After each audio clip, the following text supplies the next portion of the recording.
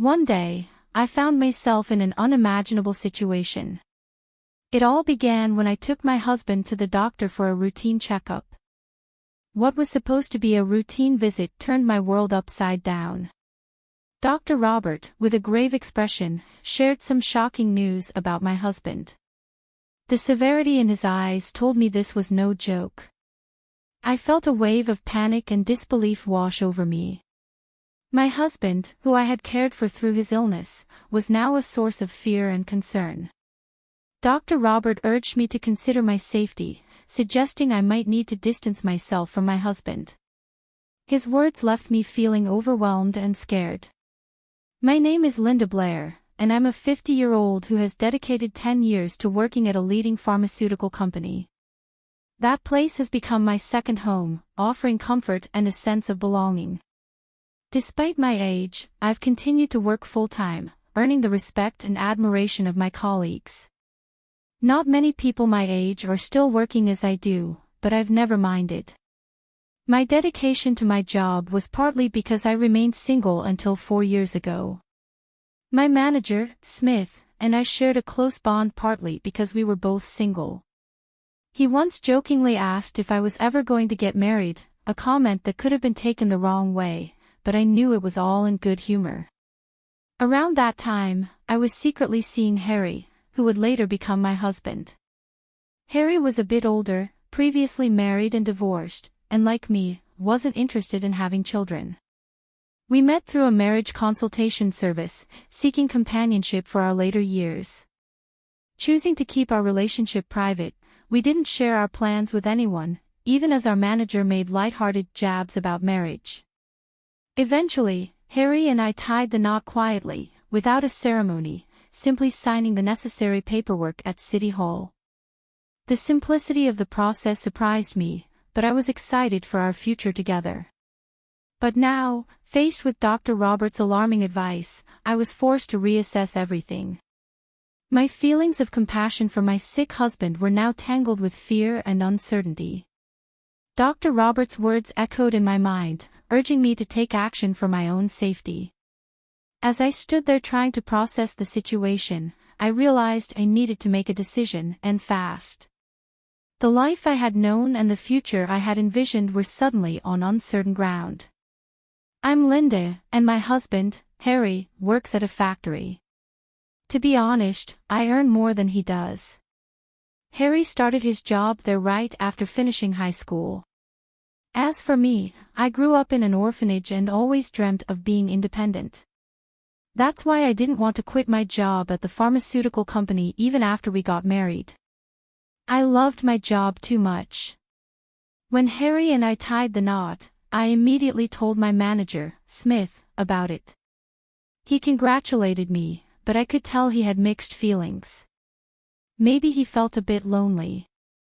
Because I, his buddy in singleness, got married first, I tried teasing him about it, but he brushed it off. So, I let the matter drop. Despite Smith's reaction, I was over the moon about starting a new chapter with Harry. I imagined all the wonderful things our future would hold, but reality turned out to be less shiny than my dreams.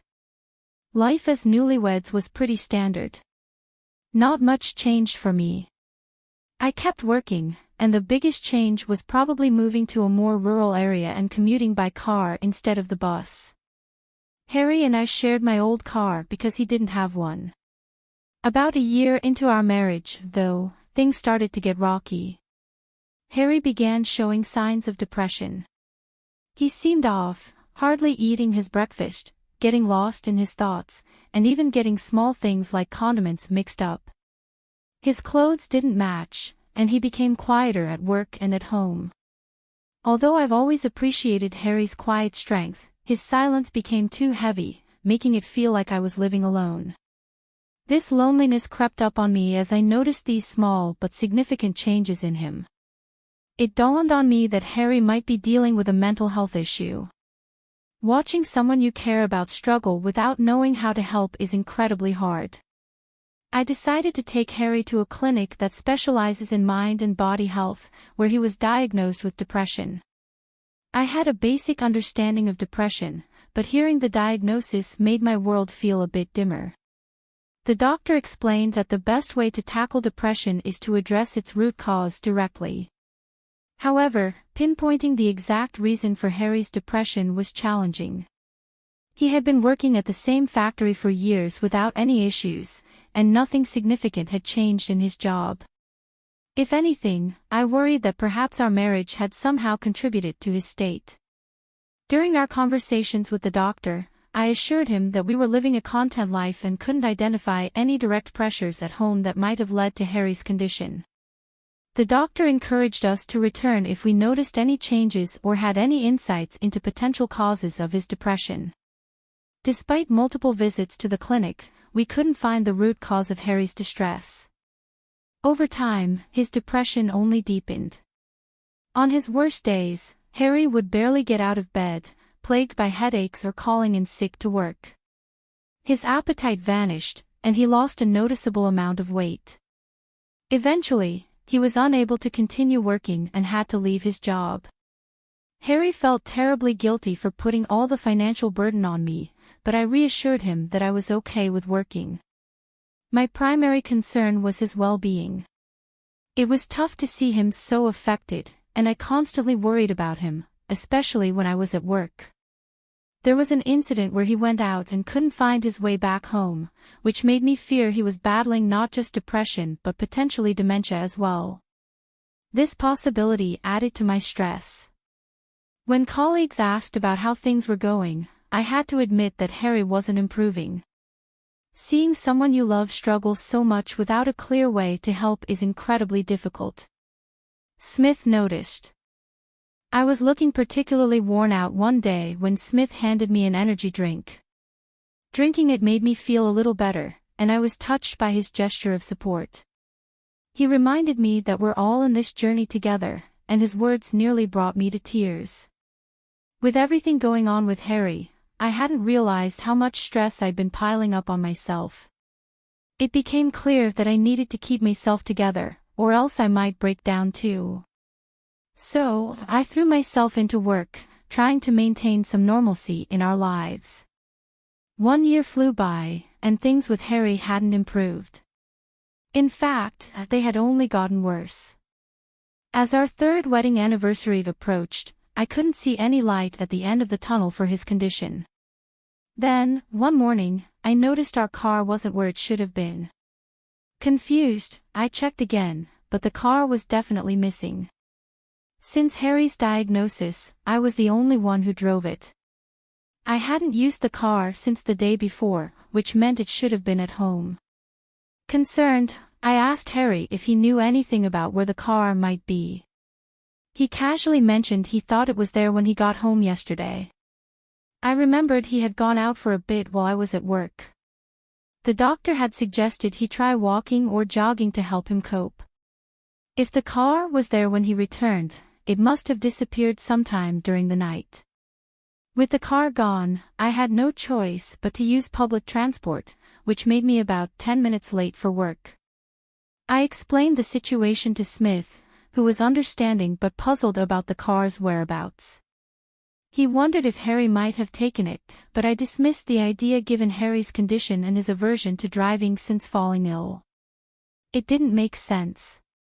Despite Harry's occasional lapses in memory and frequent mood swings, I couldn't imagine him being responsible for the missing car.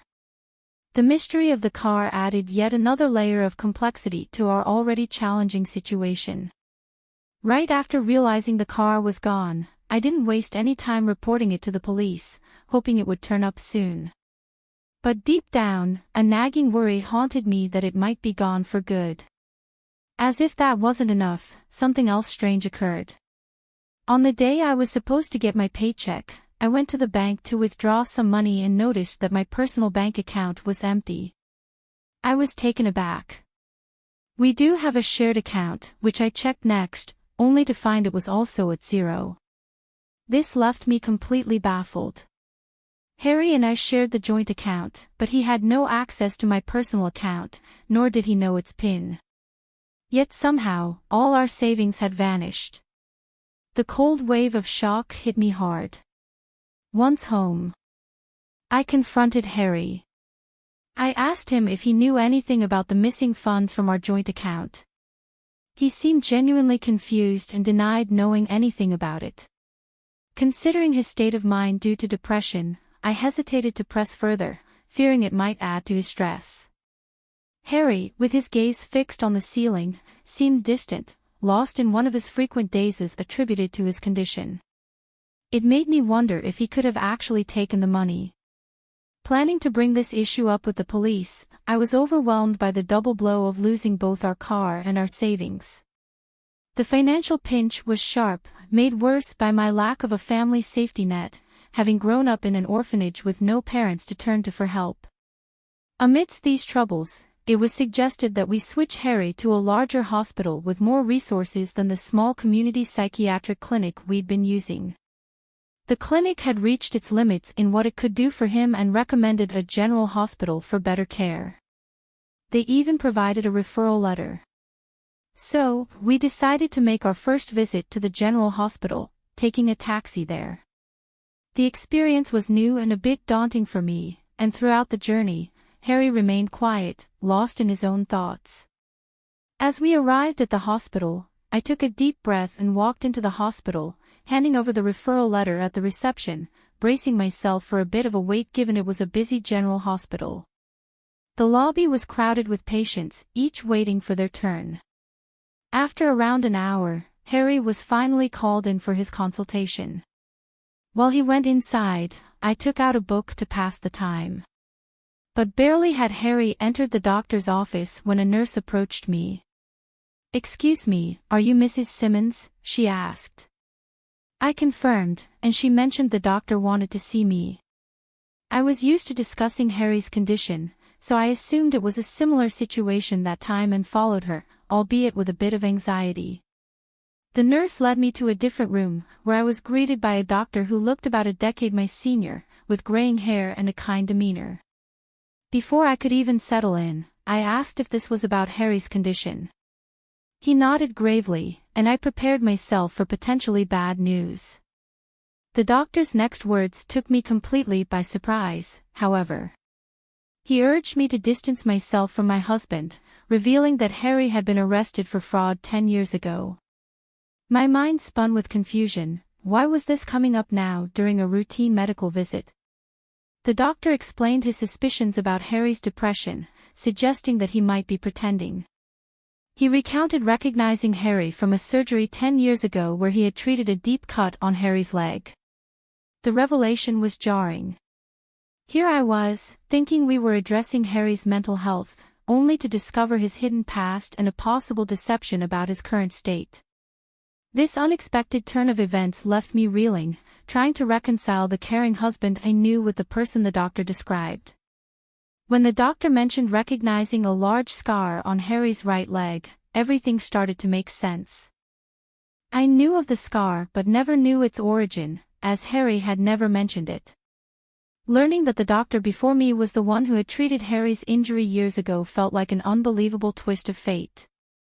The story unfolded further when the doctor revealed that Harry had injured himself during a dispute with his former wife, a dispute that arose because he had swindled her.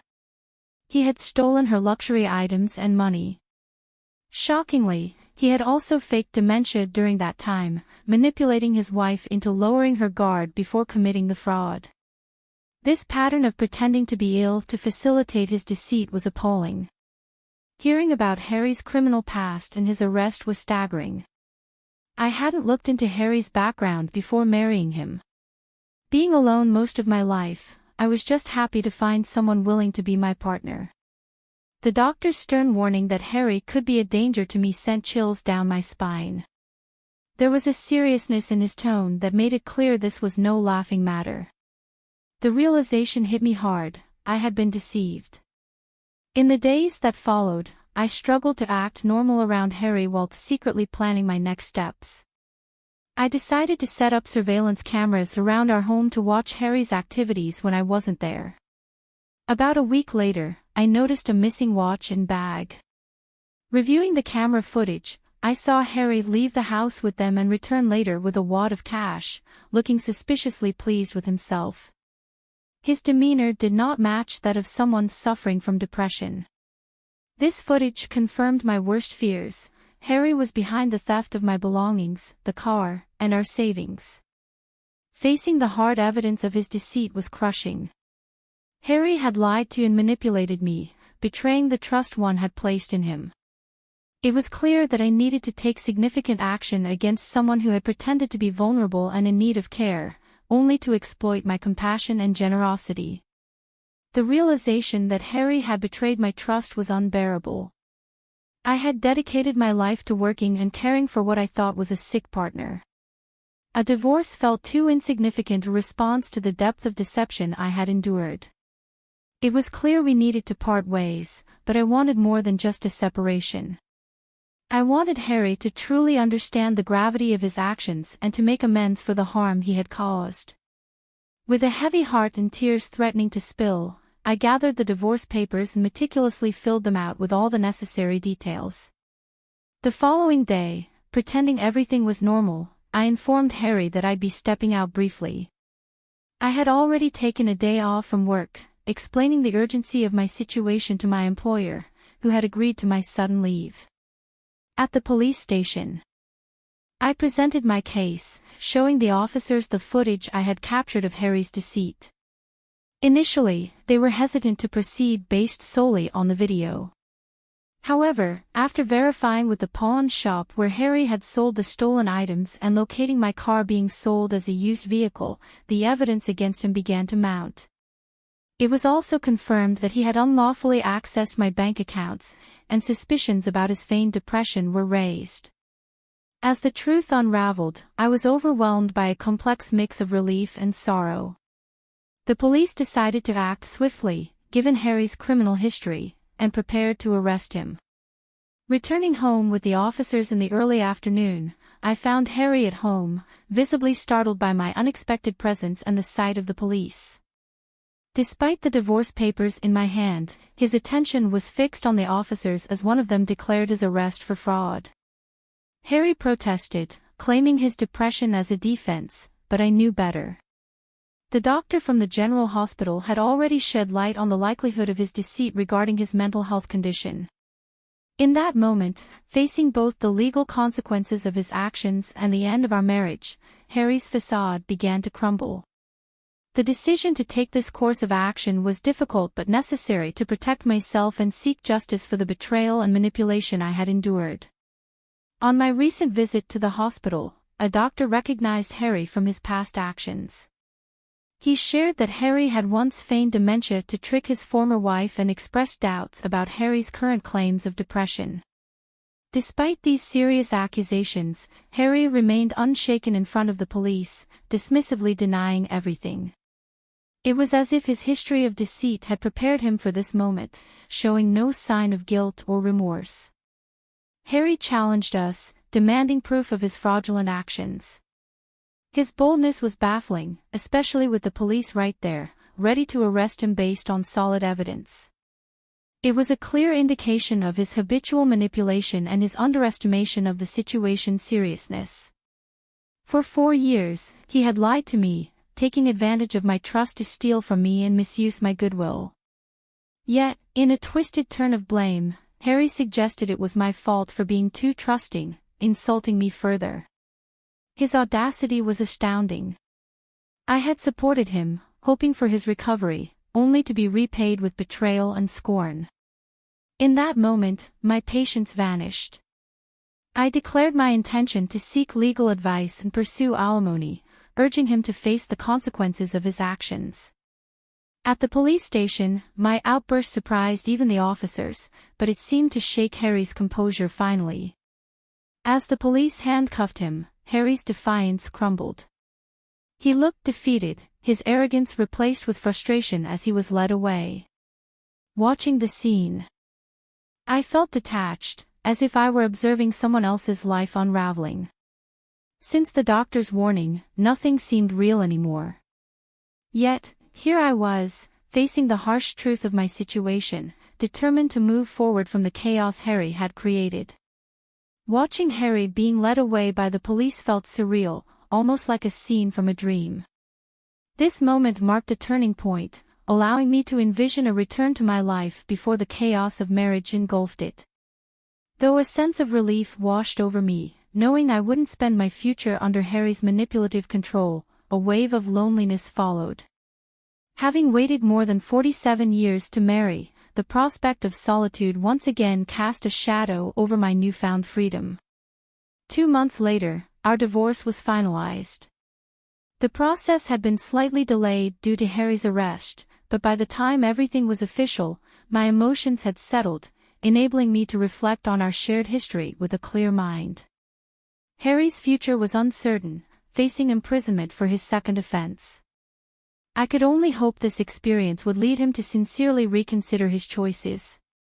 In the wake of our marriage, which had dissolved into nothing more than a disillusioning memory, I found myself pondering my next steps over a simple lunch at work. It was then that my boss, Smith, approached with a casual yet loaded comment. As he joined me with his store-bought hot dog lunch, he said, "I think you'd be just fine if you were with me." His words caught me off guard, and it took a moment for their full weight to sink in, leaving me momentarily flustered. "Yes, I'm serious," he added, seeing my hesitation. His tone was smooth yet sincere. I was speechless, my lunch momentarily forgotten as I processed his proposition. Smith then returned to work, leaving me to contemplate his unexpected offer. In a daze, the idea of a romantic relationship with Smith had never crossed my mind. Yet, I couldn't deny the care and stability he had always shown me.